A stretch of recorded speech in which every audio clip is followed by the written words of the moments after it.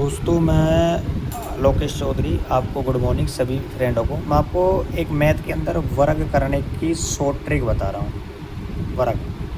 वर्ग करने की शॉर्ट ट्रिक सीखिए। देखो, किसी भी संख्या का वर्ग करना और इकाई अंक क्या होना चाहिए, इकाई अंक 5 होना चाहिए। इकाई अंक क्या होना चाहिए, 5। अब जैसे आपको देखो इकाई अंक में 5, जैसे 15, आपको 15 का स्क्वायर करना है, कुछ भी नहीं करना है। 5 इकाई अंक है, इकाई अंक 5 है, इकाई अंक का स्क्वायर करो, 50 25 आ गया। और इकाई अंक फिर ढाई अंक 1 है, 1 से अगली संख्या क्या आएगी, 2 उससे गुणा करो तो कुछ नहीं है, ये आ गया 225। नहीं समझ में आए, दोबारा से देखिए। जैसे किसका है, 25 का है, 25 का वर्ग करना है, इकाई अंक क्या है 5, 5 का वर्ग करो 50 25। ये तो आपको हर संख्या में करना ही है।